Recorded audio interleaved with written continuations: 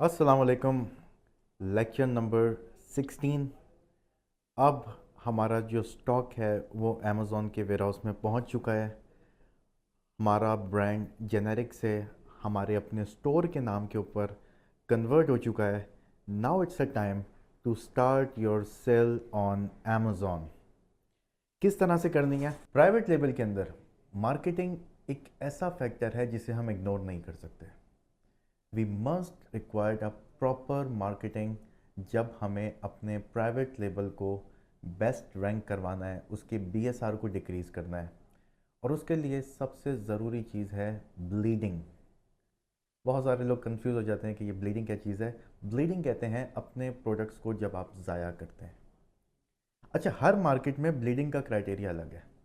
If you are working in UAE, आपकी bleeding की strategy अलग होगी। If you are working in US UK market, जब आप बड़ी मार्केट्स के अंदर काम करते हैं तो ब्लीडिंग की स्ट्रेटजी थोड़ी सी बदल जाती है। ब्लीडिंग का बजट जो है वो थोड़ा सा बढ़ जाता है।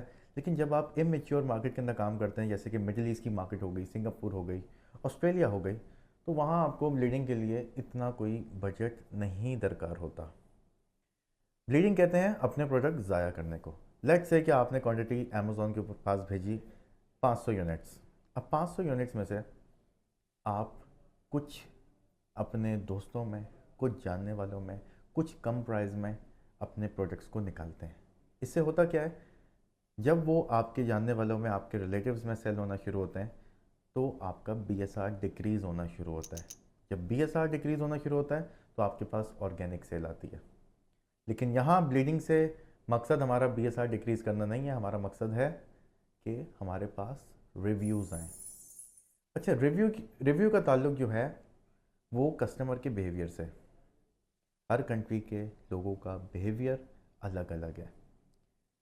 यूएस के अंदर रिव्यू देना, रेटिंग देना लोगों की आदत में शामिल है, और आई कैन से लोगों की फितरत के अंदर शामिल है। लेकिन अगर मैं बात करूँ मिडिल ईस्ट के अंदर, तो यहाँ के लोग ना तो अच्छा रिव्यू देते हैं ना तो बुरा रिव्यू देते हैं। तो यहाँ पे रिव्यू लेना इट्स बिट डिफ़िकल्ट। हर 200 100 सेल के ऊपर एक से दो रिव्यू आते हैं।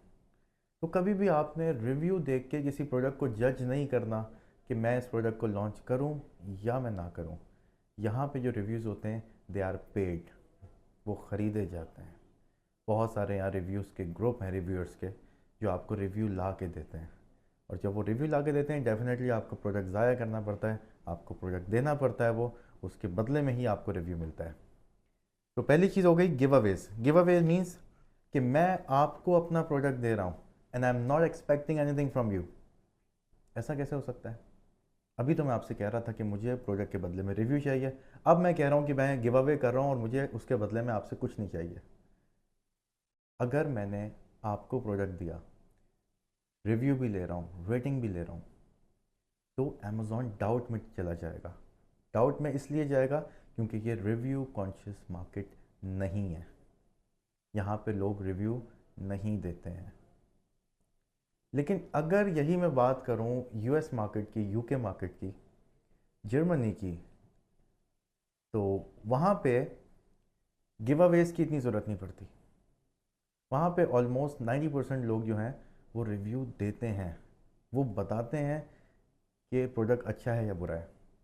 वहाँ के लोग जब कोई अच्छा रेस्टोरेंट सर्च करते हैं, प्रोडक्ट सर्च करते हैं, तो वहाँ रिव्यूज़ बहुत ज़्यादा मैटर करते हैं। रिव्यू की बेस के ऊपर ही वो जज करते हैं कि जी प्रोडक्ट की जो वर्थ है वो उतनी है या नहीं है। यहाँ पे एक और बात आ जाती है कि रिव्यू किस लैंग्वेज में मौजूद है। अगर आप सऊदी अरब के अंदर काम कर रहे हैं तो आपके पास जो रिव्यू होने चाहिए वो अरेबिक के अंदर होने चाहिए। अगर आप जर्मनी में काम कर रहे हैं, अगर आप कनाडा में काम कर रहे हैं, तो कनाडा में आपके पास फ्रेंच में रिव्यूज़ होने चाहिए। अगर आप जर्मनी में काम कर रहे हैं तो आपके पास जर्मन लैंग्वेज के अंदर रिव्यूज़ होने चाहिए। तो लैंग्वेज बहुत मैटर करती है। ब्लीडिंग कहते हैं अपने प्रोडक्ट को ज़ाया करने को, अपनी सराउंडिंग में, अपने रिव्यूअर्स के थ्रू, कि जी मैं एक सर्टन परसेंटेज फर्स्ट टाइम अपने प्राइवेट लेवल को ग्रो करने के लिए अपने कुछ प्रोडक्ट ज़ाया कर रहा हूँ ताकि मेरी लिस्टिंग ग्रो कर जाए, मेरे पास रिव्यूज़ आ जाएँ, मेरे पास रेटिंग्स आ जाएँ।